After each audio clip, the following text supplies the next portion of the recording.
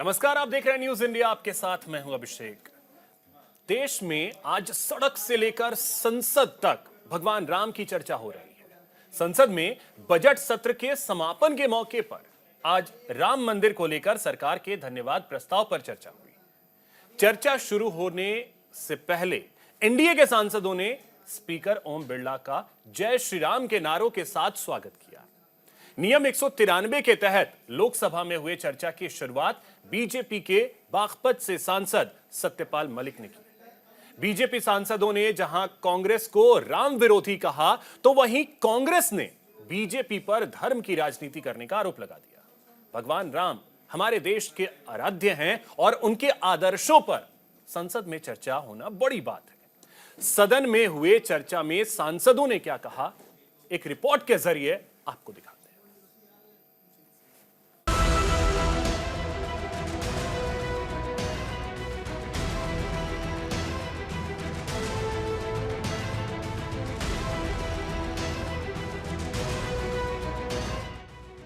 राम राज्य की चर्चा हमारे देश में सदियों से होती चली आ रही है। राम देश के करोड़ों लोगों की प्रेरणा है और लोग उनके आदर्शों का पालन करने की कोशिश करते हैं।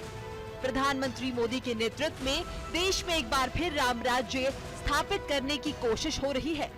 22 जनवरी एक ऐतिहासिक दिन था जब सालों के इंतजार के बाद भगवान राम की अयोध्या में वापसी हुई। आज संसद में भी राम मंदिर को लेकर सरकार के धन्यवाद प्रस्ताव पर चर्चा हुई। चर्चा के दौरान कई सांसदों ने भगवान राम के प्रति अपनी श्रद्धा दिखाई और राम राज्य स्थापित करने की बात की। बीजेपी की तरफ से बागपत से सांसद सत्यपाल ने चर्चा की शुरुआत की।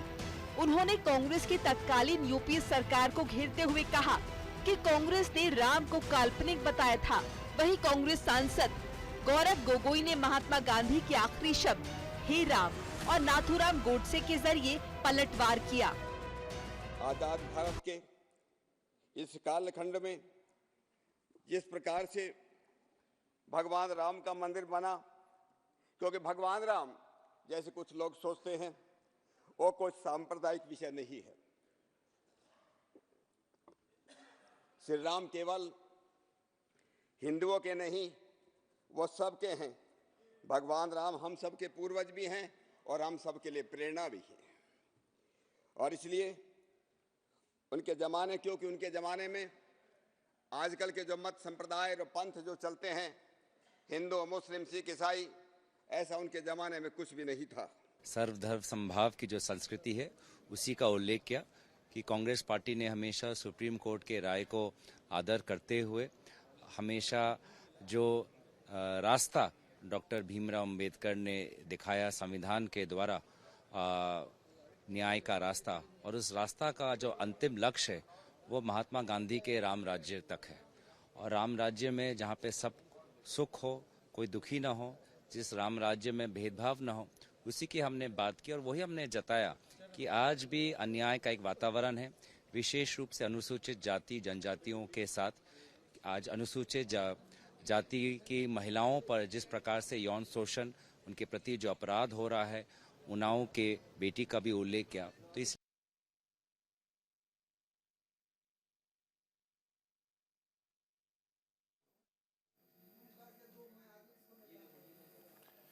तो देखिए, ऐसा लग रहा है कि जैसे पूरा संसद इस समय राममय हो गया। और आपको बता दें कि आज दोनों ही सदनों में चर्चा हुई।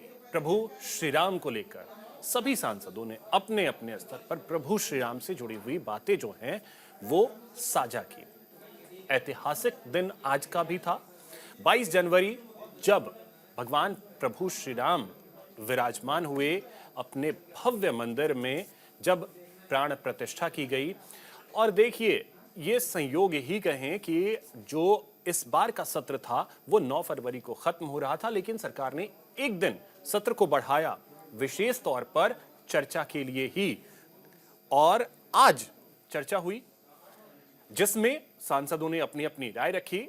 काफी दिलचस्प बातें भी इस दौरान निकल करके सामने आई।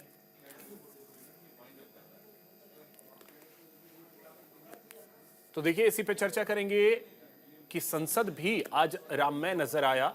हमारे साथ एक बड़ा गेस्ट पैनल भी होगा। इस समय हमारे साथ निरंजन पोद्दार जी जुड़े हैं, राजनीतिक विश्लेषक हैं। निरंजन जी, बहुत स्वागत आपका न्यूज इंडिया पर। धन्यवाद सर, आज पूरा राममय एक तरीके से कहें तो संसद भी नजर आया। जी अभिषेक जी।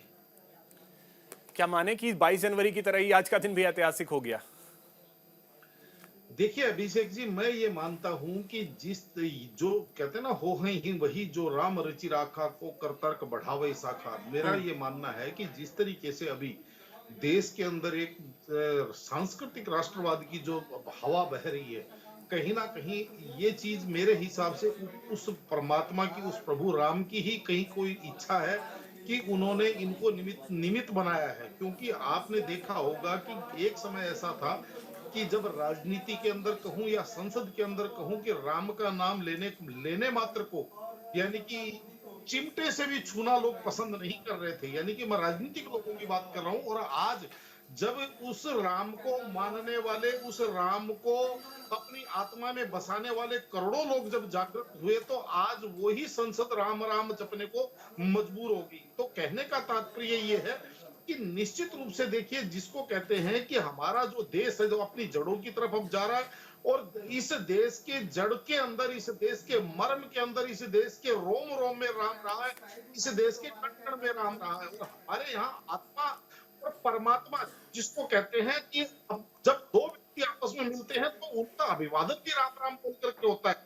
लेकिन यहाँ पे सिर्फ राजनीति, कुछ मुट्ठी भर लोगों को खुश करने के लिए पता नहीं क्या ऐसा एजेंडा चलाया गया कि उस राम को आप ये मान के चलिए कि इतना हे बना दिया गया कि राजनीति में राम का नाम किसी ने ले दिया, राजनीति में भगवान का नाम किसी ने ले दिया, राजनीति में मंदिर का नाम किसी ने ले दिया, राजनीति में अगर धार्मिक बात किसी ने कर दी तो पता नहीं कितना बड़ा गुनाह, कितना बड़ा अपराध किया। लेकिन आज इस चीज को देख करके बड़ा ही सुकून लगा। जैसे अभी आपने कहा कि 22 तारीख को जब एक भव्य पूरे देश के अंदर भव्य और दिव्य आयोजन हुआ, और आपने देखा होगा कि पूरे देश का वो वातावरण राममय था। और उस दिन अगर आप क्राइम रिपोर्ट निकाल करके देखेंगे तो उस दिन अपराध की संख्या भी बहुत नगण्य रूप से घटी थी। अगर आप एनसीआर के आंकड़े को देखेंगे, वैसे ही आज संसद के अंदर, संसद अगर राम में अगर वहां पे केवल राम की बात हो रही है तो निश्चित रूप से देख करके ये मन को बहुत भाव करती है अभिषेक जी। ठीक है सर, हमारे साथ दो और खास मेहमान हैं। सुरेश रोड़जी, प्रवक्ता हैं कांग्रेस के, वो हमारे साथ जुड़ गए हैं। साथ ही शुभेंदु शेखर अवस्थी जी, प्रवक्ता हैं बीजेपी के, हमारे साथ जुड़ गए हैं। आप दोनों का सर बहुत बहुत स्वागत है न्यूज इंडिया पर। शुभेंदु जी, आज तो संसद को भी पूरी तरीके से राममय कर दिया। जब भारत राममय हो गया है, बच्चा बच्चा राम हो गया है। निरंजन पोद्दार जी कह रहे हैं कि 70 साल में किसी एक नाम को जिसका प्रयोग नहीं किया गया जानबूझकर, वो राम का नाम था, तो अब तो राम नाम, भगवान राम खुद विराजमान हो गए हैं, पवित्र मंदिर में आ गए हैं। तो इससे अच्छा क्या होगा? और संसद में जो, क्योंकि हमने सड़कों पर तो 22 तारीख को देखा ही है कि पूरा भारतवर्ष राममय था, तो अब संसद में भी राममय होना जरूरी था। क्योंकि भगवान राम मर्यादा पुरुषोत्तम राम है, मर्यादा को उन्होंने रखा है, और संसद में भी एक मर्यादा आवश्यकता है। जो पार्टी जिसका शासन होता है, जो विपक्ष जो विरोध करती है, तो उस मर्यादाओं को ध्यान रखते हुए यदि संसद में भी आज राम राम हुआ है तो इससे अच्छा और कोई मौका नहीं होगा। ठीक है सुरेश जी, कांग्रेस की क्या राय है इस पर? जी देखिए, मैं अभी बीजेपी के साथी को सुन रहा था, इन्होंने कहा कि संसद को भी राम राम न कर दिए। कांग्रेस पार्टी के समय में पूरे हिंदुस्तान को हमारे पूर्व प्रधानमंत्री श्री राजीव गांधी जी ने राममय किया था। कांग्रेस पार्टी जब सत्ता में थी, राजीव गांधी जी प्रधानमंत्री थे, सबसे पहले श्री भगवान राम को तब घर घर तक पहुंचाया गया था उनके नाम को, जब रामायण का सीरियल श्री राम जी के आदेश के ऊपर टीवी पे चलवाया गया था। गलियों में नारा छा जाता था, वो कांग्रेस पार्टी का दौर था। आज इतना प्रचार भगवान राम का नरेंद्र मोदी की सरकार नहीं कर पाई जितना राजीव गांधी जी के टाइम में कांग्रेस पार्टी ने किया था। रामायण सीरियल को शुरू कर नई पीढ़ी को भगवान राम के देशों के प्रति प्रेरित किया था और ताकत बनाया।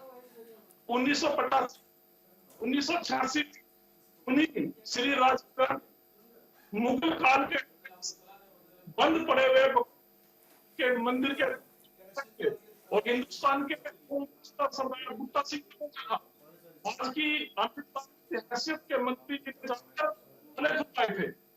तो एक बात बताता हूँ, 89 में जी की सरकार की, उसमें विश्व परिषद के लोगों को तो करने की इजाजत केंद्र सुरेश सरकार जी, राजीव गांधी को सुरेश करने जी, की थी। तो फिर अचानक से कांग्रेस ने राम से दूरी क्यों बना ली? आप जब ये कह रहे हैं कि रामायण धारावाहिक को आपने अगर उसका श्रेय आप ले रहे हैं, फिर ताला खुलवाने का श्रेय आप ले रहे हैं, फिर अचानक से ऐसा क्या हुआ कि आपने राम से दूरी बना ली? जी, आपको श्रेय लेने की बात से नहीं जोड़ सकते आप। पत्रकारों को पत्रकारिता की जी सर एक यूनिवर्सल सच्चाई अगर कांग्रेस आपको बता रहा है क्या सी चीज है सकते, अगर देना होता तो मेरे हम भी श्री भगवान राम के मंदिर की प्राण प्रतिष्ठा के कार्यक्रम से भी खुश हैं। हमारे नेता श्रीमती सुप्रिया श्रीलेख हरियाणा के जनता श्री जेतेंद्र हुड्डा जी बीजेपी के लोगों मस्तक हो कराए भगवान राम के चरणों में। कांग्रेस पार्टी ने रथ के ऊपर चढ़कर भगवान श्री राम के नाम से चंदा इकट्ठा नहीं किया, भगवान श्री राम के नाम से वोट नहीं मांगे। कांग्रेस पार्टी का यह कसूर हो सकता है। मैं आपको एक एक कसूर तो ये भी था ना कि एक एफिडेविट दिया गया था, उस पर भी आ जाए, एफिडेविट में भी क्लियर करेंगे आपको, वो भी गलतफहमी दूर करेगा। अच्छा मैं एक बात और बताता हूँ आपको जी, मैं चाहता हूँ कि सुब्रमण्यम स्वामी जी तो बीजेपी के नेता हैं। आज गूगल पे सर्च कर लीजिएगा, अपने करने की इतनी वो है जब राजीव गांधी जी के साथ वो अप्रिय घटना नहीं करती 91 में अगर वो प्रधानमंत्री पद के लिए और उनसे तो पहले उसी साल में ही 5 वर्षीय सरकार चलाने की बजाय पहले साल में भगवान राम का मंदिर द्वारा बना देते। ये मैं नहीं कह रहा, सुब्रमण्यम स्वामी बीजेपी के सबसे वरिष्ठ नेता बता रहे हैं, जो कोई जवाब नहीं आ रहा। और एक बात आपके के लिए देखिए मेरा सवाल कुछ और था, मेरा सवाल सुरेश जी कुछ और था। मेरा सवाल कुछ एफिडेविट किसने दिया? एफिडेविट देने के लिए सुब्रमण्यम स्वामी तो नहीं आए थे। जा रहा है सुन लीजिए, 25% बची है। अनवाज हुसैन बीजेपी के पार्लियामेंट थे, लोकसभा में शिवाजी और वाजपेयी के नेतृत्व में उनसे विकृति लेकर लोकसभा के अंदर क्या बोला था कि ये बात मस्जिद थी, लेकिन प्रधानमंत्री जवान जी की मूर्ति दिया। मेरे सब पढ़ लिख के आप सांसद जो 20-25 साल तक जब होते थे, हम देखकर करते थे, खोलते थे बीजेपी की तरफ से शानवाज हुसैन को होते थे। बीजेपी के राष्ट्रीय प्रवक्ता। सर बात आप घुमाते रह जाएंगे, लेकिन आप उसका जवाब आप नहीं दे रहे हैं। ठीक है सुरेश जी, ठीक है। साध्वी सरस्वती जी भी मुझे स्क्रीन पर नजर आ रही हैं। साध्वी सरस्वती जी सनातन धर्म प्रचारक हैं। ठीक है सुरेश जी, ठीक है, ठीक है सुरेश जी, आऊंगा फिर आता हूं आपके पास। सर ठीक है, आता हूं सुरेश जी, फिर आता हूं आपके पास। एक सेकंड अब रुक जाइए, दूसरे पैनल के लोग हैं, उनके पास भी मैं जाता हूं। ठीक है सरस्वती जी, आपसे अब एक कमेंट चाहेंगे। आज जो दृश्य आपने देखा कि पूरी तरीके से जय श्री राम, राम राम, ये जो हमारी प्रथा रही है कि जब हम एक दूसरे से मिलते हैं तो राम राम करके मिलते हैं, जय श्री राम करके मिलते हैं। आज अगर संसद के अंदर वो चीज दिखा तो क्या आपको महसूस हुआ? सबसे पहले सभी को जय श्री राम। मैं बस एक बात कहना चाहती हूँ, मैं थोड़ा सा लेट जुड़ी और पूर्व वक्ताओं को मैंने थोड़ा सुना। जैसा आपने कहा, सतयुग काल से ही प्रभु श्री राम के और भगवान के नारों का हमारा देश रहा है। हमारे लिए हेलो और हाय नमस्ते की सब बाद में आया। हम लोग किसी से मीट करने के लिए जय श्री राम, जय श्री कृष्णा, राधे राधे ऐसे शब्दों का ही संबोधन करते थे।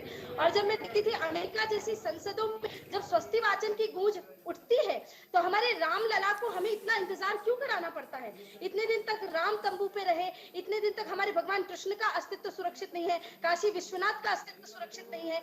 जहाँ पे भी हम जाते थे हिंदुओं को अमरनाथ की यात्रा में इतनी तकलीफ होती थी तो मन कहीं ना कहीं बहुत कचोटता था। अभी पूर्व प्रवक्ता एक बात कह रहे थे, मैं बस उसमें एक बात कहना चाहती हूँ कि ये कह रहे हैं कि हमारे पार्टी का राम जी का जो एजेंडा है वो बहुत पुराना है। राम का नाम इन्होंने लिया, राम का नाम इन्होंने लिया।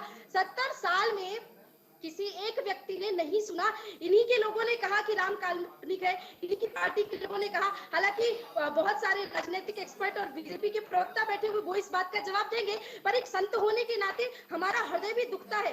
बाबा तुलसीदास जी ने कहा है, जाके प्रिय राम वैदेही तजे तात कोटि वैरीसम यद्यपि परम सनेही। अगर आपके माता पिता भी क्यों ना हो, जो राम का नहीं वो हमारे लिए किसी काम का नहीं, इस बात को हमें ध्यान में रखना होगा। और अगर ये इतने बड़े ही राम भक्त है तो सोनिया जी और खड़गे जी ने क्यों निमंत्रण को अस्वीकार कर दिया? मुझे बस एक बात समझ में आती है, जब नारद जी महाराज ने देखा था जयंत को तो कहा था कि तुम अभी राम का प्रभाव देखने गए हो, तुम एक बार राम का स्वभाव देख करके आओ। राम अपने शरण में आने वाले को कभी भी दूर नहीं करते। मुझे ऐसा लगता है कांग्रेस पार्टी एक बार अगर राम का अस्तित्व जानने के लिए, राम को समझने के लिए एक बार भी मंदिर में चली जाती ना, सरस्वती जी वो तो कह रहे हैं कि ताला हमने खुलवाया था। शायद राम से सहारा जरूर। सरस्वती जी वो तो कह रहे हैं कि ताला हमने खुलवाया था। रामायण धारावाहिक उस समय उन्होंने अभिषेक जी मैं देता हूं। राम के लिए 40 वकील राम के विरुद्ध में लगाने वाले ताला नहीं खुलवा सकते, केवल ताला बंद करने का काम करते हैं। इतिहास की बातें करने लगूंगी तो हमारा डिबेट बहुत लंबा हो जाएगा, लेकिन कभी मेरे सामने प्रत्यक्ष आकर के बैठ के बात करेंगे। लाखों पब्लिक के सामने अगर कांग्रेस पार्टी एक बात को स्वीकार कर लेती है कि आज से हम राम के और राम का जो अस्तित्व है उसी पे काम करेंगे, ये कभी नहीं कर सकते। ये जय श्री राम के नारे लगाने से कतराते हैं, ये ताला तोड़ेंगे, ये इनके अस्तित्व बात नहीं है महाराज। मैं बस इतना कहना चाहती हूँ, अभी भी वक्त है। किनारा तो नहीं मिलेगा, किनारा तो नहीं मिलेगा क्योंकि देश की जनता जाग चुकी है, पर राम का नाम लेके सहारा जरूर मिल जाएगा थोड़ा बहुत। ठीक है सुरेश जी, जल्दी से 10 सेकंड में रिप्लाई कीजिए जल्दी से। मैं बहन जी को ये कहना चाहता हूँ, तो हमारे वेद और शास्त्रों का ज्ञाता आचार्य जी हैं, ये उनसे शिक्षा प्राप्त करें, इतिहास को पढ़ के आना चाहिए। यहाँ मुस्कुराते से टीवी पे बैठ के आप इतिहास को नहीं जुड़ सकते। आपने कहा ताला नहीं खुलवाया, फिर आप भगवान श्री राम कभी माफ नहीं करेंगे बहन जी ऐसे झूठ बोलने से। भगवान श्री राम सच्चाई के और सत्य के प्रतीक माने जाते हैं। किसे नहीं माफ करेगी ये दुनिया जानती है, और किसे राम जी ने माफ कर दिया वो पता है, और किसे राम जी ने माफ नहीं किया ये दुनिया देख रही है। 22 फरवरी हमारे लिए सिर्फ एक वो दिन नहीं है, जैसे 26 जनवरी मनाई जाती है, 15 अगस्त मनाया जाता है, दिवाली दशहरा मनाया जाता है। अब पूरी दुनिया 22 जनवरी को मनाएगी, और वो इसलिए मनाएगी कि एक पार्टी ने ये तय कर लिया कि हमें राम का अस्तित्व बचाना है, और एक पार्टी ने राम के विरुद्ध में 40 वकील लगा दिए। तो ये आपको समझना है कि राम क्षमा करेंगे कि नहीं करेंगे, वो तो प्रभु श्री राम है, उनकी महिमा अपरंपार है, वो ही जाने। वो तो जब कहते ना कि पाई न कहीं गति पतित पावन राम भज सुन सठ मना, गणिका अजामिल गीत व्याध गजादि खल काली गना। जब गीत और व्याध को तार दिया तो हो सकता है इन लोगों को क्षमा ठीक है सरस्वती जी, ठीक है सुरेश जी, ठीक है। मैं आपके पास फिर से आता हूँ। निरंजन जी आपके पास आ रहा हूँ। अब एक बात बताने लगा था, मैं इनकी बहन जी की एक भ्रम दूर करता हूँ। हमारे नेता दीपेंद्र हुड्डा जी की हर जनसभा की शुरुआत जो है वो सर भूपेंद्र हुड्डा जी की कांग्रेस नहीं है। भूपेंद्र हुड्डा कांग्रेस नहीं है सर। कांग्रेस सोनिया गांधी, राहुल गांधी और प्रियंका गांधी के नाम से जानी जाती है। ये सच्चाई आपको भी पता होगी। ठीक है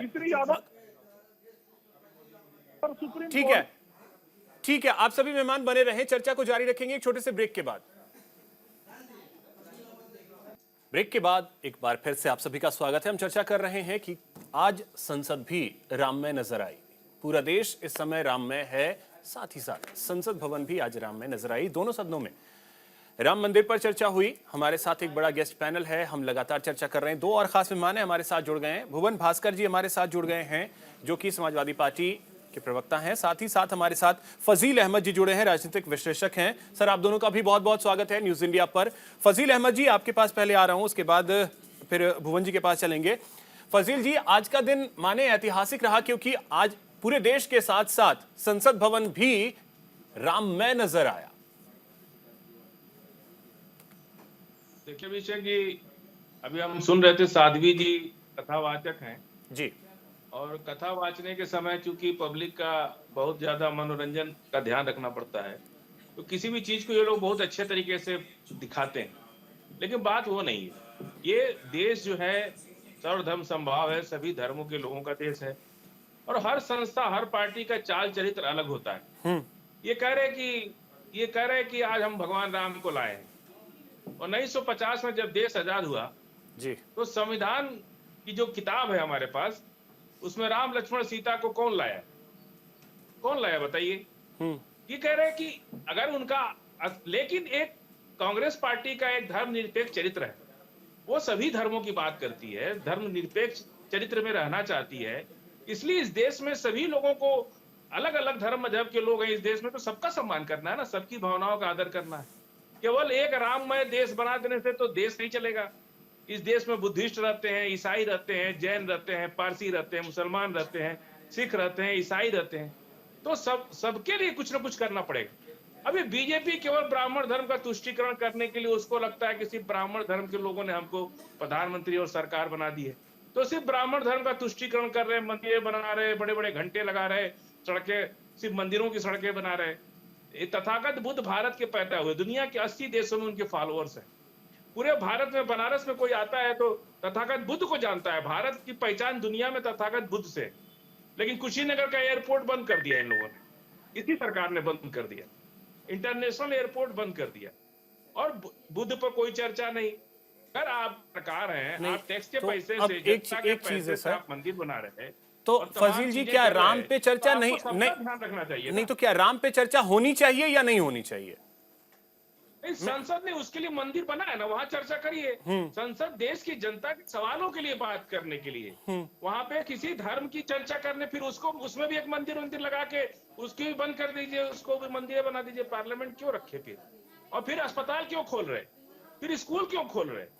फिर तो सब कुछ वही मंदिर में ही सब कुछ हो जाना चाहिए। नहीं तो फिर अब ये अच्छा, इसका क्या मतलब, अगर मंदिर बना तो आप क्यों हॉस्पिटल बना रहे हैं, क्यों एयरपोर्ट बना रहे, ये लॉजिक कैसे फिट होता है? ये जरा अगर आप समझाएं कि ये लॉजिक कैसे फिट होता है क्या? नहीं तो फिर अगर धर्म के नाम पे अगर मंदिर नहीं होना चाहिए तो ठीक है, सारी धार्मिक स्थलों को खत्म कर दीजिए, चाहे मंदिर, मस्जिद, गुरुद्वारा सब खत्म कर दीजिए, छोड़ दीजिए, हटाइए सबको, सिर्फ हॉस्पिटल और यही बनाइए। नहीं, अगर ऐसा हो जाए तो भी हम बहुत अच्छा है। अच्छा, क्योंकि ना तो भगवान मंदिर और मस्जिद में कोई भगवान नहीं होता। हो जाएगा, बात समझिए हमारी, ऐसा मत सुन बोलिए। लीजिए, हमारे अगर सबको खत्म कर दिया जाए तो भी हमको कोई दिक्कत नहीं। लेकिन जब हमारा देश जो है ना, सरकारों का काम मंदिर और मस्जिद चलाना नहीं है, सरकारों का काम है व्यवस्था चलाना। अब ये बहुत खुश है साध्वी जी। अच्छा, ये मंदिर सरकार ने बनाया सर? ये मंदिर क्या सरकार ने बनाई है? ये मंदिर सरकार ने बनाई है क्या सर? फजील जी,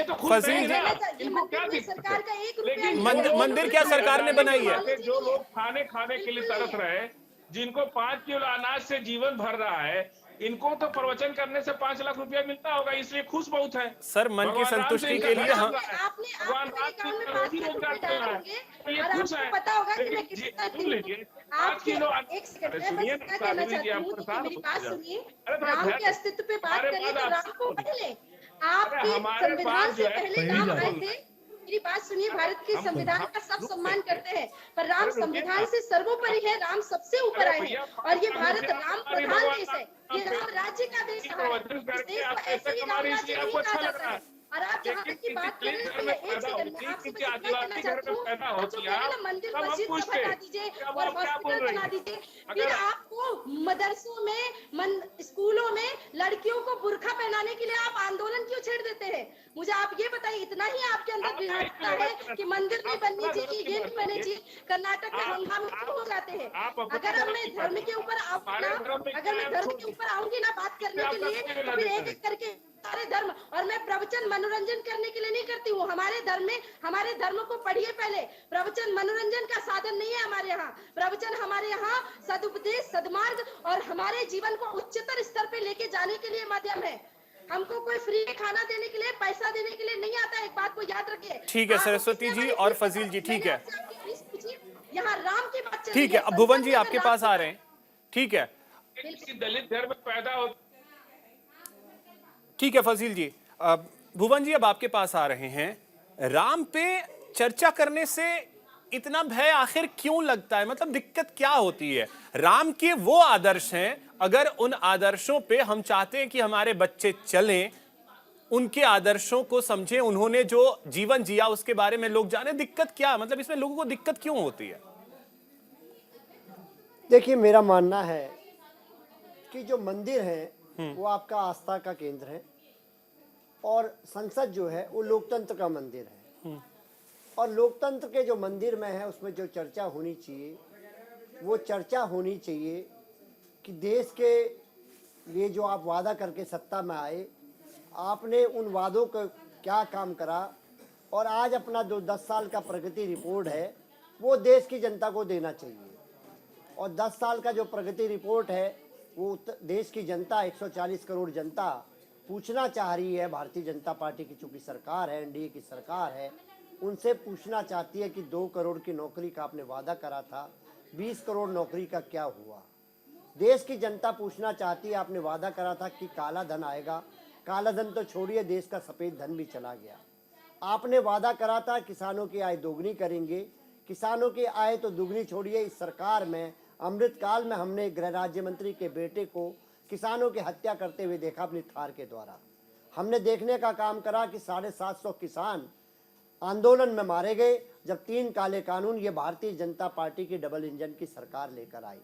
और इन्होंने नारा दिया था बेटी बचाओ बेटी पढ़ाओ, और हमने अपनी बेटियों को नग्न घूमते हुए देखा। इनके डबल इंजन की सरकार में हमने देखा कि किस प्रकार वो वहाँ पर मणिपुर में उनको नग्न घुमाया गया। जो पहलवान बेटियां देश के लिए पदक लेकर आई थी, उन पदक लेने वाली जो बेटियां थी उनको घसीटा गया और इनका सांसद था उसका जो आरोपी था। मैं इनसे पूछना चाहता हूँ सभी मुद्दे आपने जो सभी मुद्दे बताए वो सभी मुद्दे हैं, लेकिन एक राम मंदिर का मुद्दा भी बीजेपी का एजेंडा रहा है, इस बात को तो आप स्वीकार करेंगे? मैं आपको अगर वो चीज पूरी हुई है तो वो यही बता रहे हैं कि हाँ हमने ये पूरा किया है, वो वही तो बता रहे हैं। देखिए, उसके लिए एक विशेष आयोजन 22 जनवरी को देश ने देखा है। लोगों को छोड़िए, विश्व को पता चल चुका है। क्योंकि आज भारतीय जनता पार्टी राम मंदिर की आड़ में छुपना चाहती है। और आदरणीय बहन जी जो भी साध्वी, इनको मेरा प्रणाम भी। अभी आपने एक नई बात बताने का काम करा था कि भारत जो है राम प्रधान देश है। बहन जी, जितना मेरा पॉलिटिकल साइंस का ज्ञान है और बहन जी जितना मेरा कानून का ज्ञान है, मैं दोनों का विद्यार्थी हूँ, मैंने जो पढ़ा कि भारत जो देश है वो कृषि प्रधान देश है। आपने मुझे नई परिभाषा दी, मैं इसका आभार प्रकट आपका करता हूँ। क्योंकि जो मैं पढ़ाई कर पाया, जितना मेरा सामान्य ज्ञान है, मैंने पढ़ा कि भारत एक किसान प्रधान देश है। लेकिन आपने आज बताने का काम करा, मेरा ज्ञान बढ़ाने का काम करा कि भारत राम प्रधान देश है। मैं अपने बच्चों को, जो आने वाली पीढ़ी है, उनको अब यही पढ़ाने का काम करूंगा जो आज बहन जी ने पढ़ाया है कि अब भारत कृषि प्रधान देश नहीं रह गया, भारत राम प्रधान देश हो गया। चलिए, नई व्याख्या के लिए आपका धन्यवाद, आपका काम ठीक है। लेकिन एक चीज है इसमें कि वो किसान भी जब हल चलाना शुरू करता है तो नारियल फोड़ करके जय श्री राम करके उसके बाद वो हल चलाता है, जहां तक मैं इससे समझता हूं। ठीक है, नई परिभाषा आपने दे दी है। ठीक है। निरंजन जी, अरे सर, जो हल चलाता है ना वो तो दलित है बेचारा। सर इस पे मत जाइए सर। फजील जी, ये कौन सा लॉजिक है कि जो किसान है वो दलित है? ये कहां से लॉजिक आप लोग लाते हैं सर? मेरा परिवार किसान है सर, मैं किसान परिवार से हूं। अरे सर, मेरा परिवार किसान परिवार है। उसको कहना चाहती हूँ सर, ये लॉजिक मत दीजिए सर। यदि 5 किलो अनाज बंद कर देंगे तो क्रांति देश के अंदर हो जाएगी। आज वो अनाज के चलते क्रांति बची हुई है देश के अंदर। 80 करोड़ फजील जी, ये बिल्कुल इलॉजिकल बात है सर, इस पे मत जाइए कि अनाज को जिंदा रख। सर किसान को तो कम से कम जाति में मत तोलिए, वो पेट भरता है। सर वो पेट भरता है, कम से कम उसको तो जाति में मत बांधिए कि वो दलित है या क्या है। मैं खुद किसान परिवार से हूं। नहीं सर, तो ऐसा तो मत कहिए, किसान को तो जाति, उसको तो छोड़ दीजिए सर, किसान को तो छोड़ दीजिए। किसान है, इस धरती का अन्नदाता है, हमारा अन्नदाता है सर, प्लीज। ठीक है, ठीक है निरंजन जी, सब चीजें ठीक है, लेकिन ठीक है, सब कुछ हो गया, लेकिन क्या अब जिस तरीके से सियासत हो रही है राम के नाम पर, क्या उसके लिए जगह थी? वो होनी चाहिए। देखिए, ऐसा है अभिषेक जी, ये आपको निर्णय करना है कि आपको राममय राजनीति करनी है, आपको धर्म की राजनीति करनी है, या आपको अधर्म की राजनीति करनी है, क्योंकि ये आपकी अपनी चॉइस है। और मेरा ये मानना है कि जो धर्म के साथ जो राजनीति करी जाए वो उससे ज्यादा शुद्ध राजनीति हो नहीं सकती। बिल्कुल, तो वही क्योंकि राजनीति का धर्म होना चाहिए ना, धर्म की राजनीति नहीं होनी चाहिए, जो मैंने समझा। और मैं बता रहा हूँ अभिषेक जी, और जिस तरीके से यहाँ पे कुछ लोग बोल रहे हैं, तो मेरे को प्रधानमंत्री जी के द्वारा कहा हुआ वो शेर याद आ रहा है कि उसको यकीन नहीं है कि उसके पैरों के नीचे उसको यकीन नहीं है कि उसके पैरों के नीचे जमीन नहीं है। उसको यकीन नहीं है कि उसको पैरों के नीचे जमीन नहीं है। तो आज स्थिति कहीं ना कहीं इनकी वही है, और ये अभी भी इस चीज को समझ नहीं पा रहे, इस देश की भावना को नहीं समझ पा रहे। कभी ये दलित की बात करते हैं, कभी ये किसी और चीज की बात करते हैं, कभी सेकुलरिज्म की बात करते हैं। अभी जो मुस्लिम प्रवक्ता को बोल रहे थे फजील अहमद जी, मैं उनसे एक चीज पूछना चाह रहा हूँ। चलिए, संविधान, उन्होंने 2 बातें कही, दलित की और संविधान की। मेरे 2 सवालों के जवाब आपसे लेके देखिए कि अलीगढ़ मुस्लिम यूनिवर्सिटी के अंदर कोई रिजर्वेशन नहीं है, किसी दलित को रिजर्वेशन नहीं है। आप रिजर्वेशन की मांग करेंगे, आप दलित हितैषी है। जामिया के अंदर रिजर्वेशन नहीं है, आप दलित रिजर्वेशन की मांग करेंगे, आप दलित हितैषी है। जम्मू कश्मीर के अंदर धारा 35 ए जब लागू, तो वहां पे कोई रिजर्वेशन है ही है जी। आप रिजर्वेशन नहीं है क्या? कहा? भारत की किस संस्था में रिजर्वेशन नहीं है, हमको बता दीजिए जरा। नहीं, आप भारत की कोई एक संस्था बता दीजिए रिजर्वेशन नहीं है। रिजर्वेशन है क्या? जामिया में रिजर्वेशन? बिल्कुल रिजर्वेशन है वहाँ बिल्कुल रिजर्वेशन है। आप झूठ बोल रहे हैं। आपको जब आप सरकार चला रहे 10 साल से, और आपको यही नहीं पता, आपको प्रधानमंत्री का, और रही बात, आपको प्रधानमंत्री का भाषण याद है और ये नहीं पता है कि वहाँ रिजर्वेशन नहीं है। सुनिए पुतिन जी, एक जवाब आप संविधान की बात और सुन लीजिए, अलीगढ़ यूनिवर्सिटी में अलग स्टेट रिजर्वेशन है, लॉन्ग डिस्टेंस रिजर्वेशन। अभी दूध का दूध पानी का पानी हो जाएगा। आप ये बताइए, अगर आपको संविधान कुरान में से एक किताब चॉइस करने के लिए बोला जाए, आप कौन सी किताब चॉइस करेंगे? अगर आपको संविधान और कुरान में से एक किताब चुनने के लिए बोला जाए, आप कौन सी किताब पहले चुनेंगे? सुनाई नहीं दे रहा क्या बोल रहे हैं आप? संविधान या कुरान, पहले किसे चुनेंगे? कुरान या संविधान से बड़ा कुछ नहीं है। ये लोग बार बार देखिए सवाल पूछते हैं। आप तुलसी के रामायण क्यों पूछते हैं? आप रामचरितमानस तो क्या समझते हैं? नहीं, आप रामचरितमानस तो पेश चल रहा है क्या? आप रामचरितमानस को पहले मानते हैं कि संविधान को पहले मानते हैं? मैं संविधान, आप पूजा करते हैं तो रामचरितमानस करते हैं कि सर वही तो आज समझने की जरूरत थी कि हर किसी का अपना अपना धर्म मानने की आजादी है, लेकिन सबसे ऊपर संविधान है। ठीक है, ठीक है शुभेंदु जी, अब आपके पास आ रहा हूँ। सकता है, बोलिए। ठीक है, बढ़िया संविधान बाबा साहब ने दिया है कि हमको कुरान पढ़ने की छूट है, कुरान पर जीवन जीने की छूट है। इतना बढ़िया संविधान को कौन नहीं मानेगा? कौन नहीं मानेगा, बोलिए। इतना बढ़िया संविधान बाबा साहब ने किया है, बाबा साहब अम्बेडकर का एहसान है कि उसी में तो ये भी छूट है कि प्रभु श्री राम के जयकारे लग सकते हैं, उसी पे तो वो छूट भी है। ठीक है सर, शुभेंदु शेखर जी, अब ठीक है, निरंजन जी और फजील जी, ठीक है। शुभेंदु जी, सब कुछ हो गया, लेकिन अब राम पे जिस तरीके से सियासत, और ऐसा लग रहा है कि 2024 का ये मुद्दा भी रहने वाला है, क्या जरूरत थी सर राम को ही मुद्दा बनाने की? देखिए, देश में प्रगति भी जरूरत है, बिल्कुल, और धर्म भी जरूरत है। हम ये नहीं कह सकते कि खाली प्रगति से काम चल जाएगा। धर्म हमारी आस्था का विषय है, राम हमारी आस्था का विषय है, और कुछ लोगों की आस्था कुरान की भी होगी और रहनी भी चाहिए। हम जब पुष्कर के मंदिर जाते हैं ब्रह्मा जी के, तो रास्ते में अजमेर शरीफ पड़ता है, तो कई बार वहां पे भी जाते हैं, चादर भी चढ़ाते हैं। तो यदि ये स्थिति है, पर वही अहमद साहब जो कह रहे हैं कि हम अपना कुरान मांगेंगे, हमारे मंदिर नहीं आएंगे, तो उनको ये भी एक्सपेक्ट नहीं करना चाहिए कि हम यदि राम पुष्कर के मंदिर जाते हैं तो हम अजमेर शरीफ भी जाते हैं, उनको भी इस तरीके से हमने गंगा तो ये यमुना कहा ही नहीं।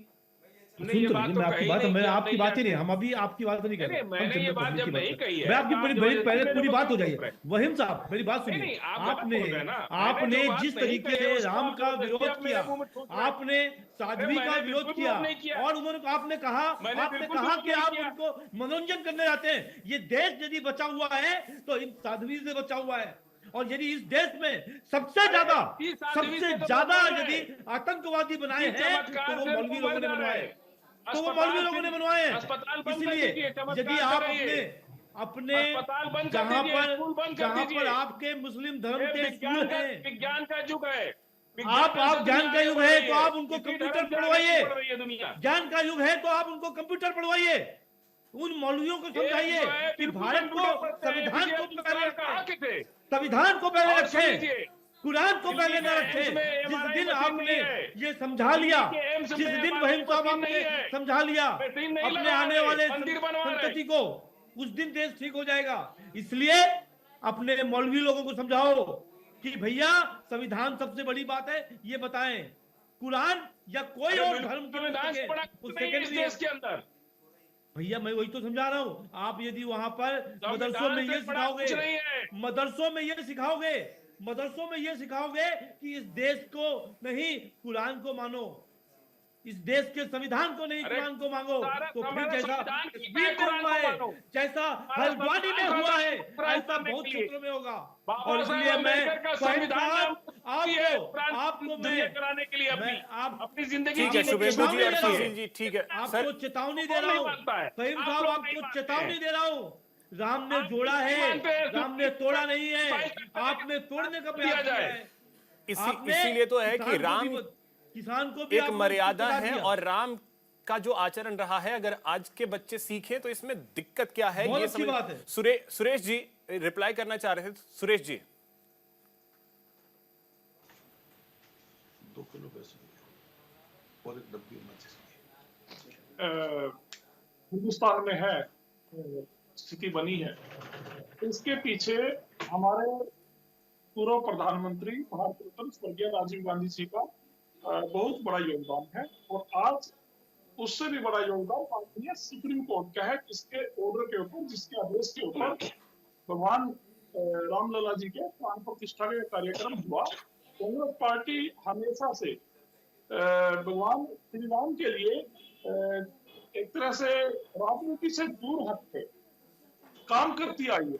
और मैंने पहले भी बताया कि शाहनवाज हुसैन जी बीजेपी के लोगों ने तो इंजीनियर जी को बोला था कि बीजेपी ये सर्टिफिकेट देगी कि कौन राम भक्त है, कौन राम भक्त नहीं है। आपने कहा मत गए जाकर। बीजेपी की प्रमुख बीजेपी सर्टिफिकेट जारी करेगी क्या कि कौन राम भक्त है, कौन राम भक्त नहीं है? बीजेपी का राजीव गांधी जी और विश्व हिंदू लोगों को भेजकर राजीव गांधी जी ने।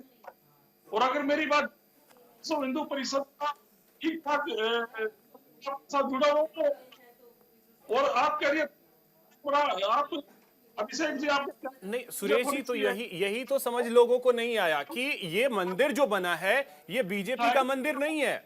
ये सर एक चीज सुरेश जी, ये मंदिर जो बना है ये बीजेपी का मंदिर नहीं है। आप भी इस बात को अगर कह रहे हैं, बीजेपी खुद इस बात को कह रही है, पूरा देश ये बात कह रहा है ये मंदिर बीजेपी का नहीं है। ये मंदिर जो बना है वो ट्रस्ट का है। ट्रस्ट ने अगर इनविटेशन दिया तो फिर दूरी क्यों बना ली सर, क्यों नहीं गए? ये लोग भी पूछ रहे हैं। मैं कुछ कहना चाहती हूँ भैया, एक मिनट। ये इतनी देर से कह रहे हैं इन्होंने ताला तोड़ा, इन्होंने ऐसा किया, उन्होंने कैसा किया, और मंदिर कोर्ट के फैसले से बना है। इससे पहले भी कोर्ट में ही था ना मुद्दा, इससे पहले भी कोर्ट में था। उस समय तो राम का नाम नहीं लेने दिया जाता था। ये जो मुझे कह रहे हैं कि आप सभा करती, प्रवचन देती, मनोरंजन करती है, मैं जब कर्नाटक में, बंगाल में अभी भी जाती हूँ तो ये लोग कार्यक्रम नहीं करने देते। कांग्रेस पार्टी केस रजिस्टर ठीक है सरस्वती जी, सुन लीजिए ना, उसके बाद फिर मैं आता हूँ। ठीक, इनकी पार्टी के लोग सुरेश जी वही तो पूछ रहे हैं, तो फिर क्या दिक्कत आई, क्यों नहीं? कोर्ट ने निर्णय दिया। ठीक है सरस्वती जी, एक सेकंड सरस्वती जी, एक सेकंड व्यक्ति का नहीं है, मंदिर सबका है। और बीजेपी ने मंदिर नहीं बनाया है, परंतु बीजेपी ने राम। ठीक है सरस्वती जी, ठीक है। सुरेश जी को सुन लीजिए 10 सेकंड में जल्दी से, प्लीज सरस्वती जी, प्लीज। और कांग्रेस के महात्मा गांधी तो प्राण क्या कहते हैं, उन्होंने देश के पे निभाया। राजनीति ने अरे महात्मा गांधी जी नहीं, देश में कोई भी कहीं जाता है ना, खाली महात्मा गांधी जी नहीं, राम राम सत्य ही होता है। सुरेश जी, आप भी जब जाओगे या हम भी जब जाएंगे तो राम राम सत्य होगा। राम सत्य है, राम को असत्य मत करो। आप कह रहे थे कि ठीक है सुरेश जी, ठीक है सर। भुवन जी कांग्रेस पार्टी के बारे में तो क्या होगा, ठीक है सुरेश जी। भुवन जी, सियासत तो होगी। अब देखिए, बीजेपी का ये एजेंडा रहा है, आप लाख कहें कि राम के नाम पर सियासत क्यों, लेकिन बीजेपी का ये एजेंडा था कि राम मंदिर वहीं बनेगा। बार बार कहते थे, तारीख भी पूरा विपक्ष पूछता था कि बार बार ये कहते हैं कि राम मंदिर बनाएंगे लेकिन तारीख नहीं बताएंगे। अब तारीख भी बता दी, उद्घाटन भी कर दिया, तो फिर सियासत तो वो कहेंगे कि खुल करके कहेंगे कि हाँ हमने कहा था, पूरा कर दिया। फिर इसमें भी विपक्ष को दिक्कत। जैसे पीछे सुरेश जी ठीक है सर ठीक है।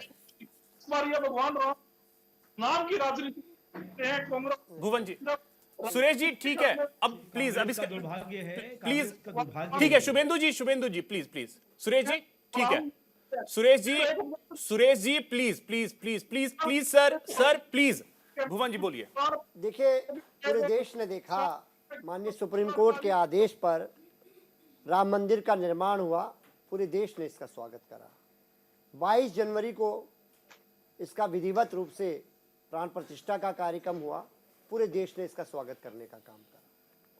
ये कोई विषय नहीं है, प्रभु राम का मंदिर बने, इसमें किसी को आपत्ति नहीं है। लेकिन आज जब सरकार, जिसकी जिम्मेदारी होती है यहाँ के युवाओं के प्रति, यहाँ के महिलाओं के प्रति, यहाँ के किसानों के प्रति, यहाँ के मजदूरों के प्रति, इस देश के प्रति जब अपनी जिम्मेदारी से भागती हुई दिखाई देती है तो और सदन में इस तरह की चर्चा चलाते हैं, तो मुझे लगता है कि 140 करोड़ लोगों के जो मूलभूत मुद्दे हैं, चाहे वो महंगाई का हो, युवाओं के रोजगार का हो, किसानों के मुद्दे हो, मजदूरों के मुद्दे, किसानों के मुद्दे पे तो भुवन जी, किसानों के सबसे बड़े अगर कोई नेता रहे चौधरी चरण सिंह जी, उनके पोते ये कह रहे हैं कि ये सरकार जो है वो किसान हितैषी है। मैं आज बहुत अच्छा सहयोगी हैं। बहुत अच्छा प्रश्न आपने मेरा मनमाफिक प्रश्न कर दिया। इस प्रश्न को तो मैं ढूंढ रहा था। मुझे याद आता है, इसी सरकार में, भारतीय जनता पार्टी की डबल इंजन की सरकार में जयंत चौधरी जी को डंडे पड़े। क्या आज वो डंडों की अप्रासंगिकता हो जाएगी भारत रत्न देने से? क्या वो किसानों की जो हत्या हो गई है 750, वही तारीफ कर रहे हैं, वही जयंत चौधरी मैं कह रहा हूं ना, जयंत आपके सहयोगी हैं अभी तक तो सहयोगी है, आगे का नहीं पता। सर मुझे बोलने दीजिए। मैं कहना चाहता हूं, जयंत चौधरी जी ने बोला था, ये भारतीय जनता पार्टी ने ये मुझे डंडा नहीं मारा है, उन किसानों को डंडा मारने का काम करा है, उन किसानों को आहत करने का काम करा है। तो आज क्या वो डंडा बेकार हो गए? क्या मैं पूछना चाहता हूँ, 750 किसान जो मारे गए, आज वो सारे बातें भूलने लायक हो गई? मैं आपसे पूछना चाहता हूँ कि जो उनके गृह राज्य मंत्री का बेटा, टोनी जी के बेटे ने, जी सहयोगी आप ही के हैं, सवाल तो ये आप उनसे पूछेंगे कि आखिर अचानक से सुर कैसे बदल गए। मेरे पास वक्त इतना ही है। बहुत शुक्रिया आप सभी मेहमानों का हमारे साथ जुड़ने के लिए, इस चर्चा में शामिल होने के लिए। फिलहाल इतना ही, नमस्कार।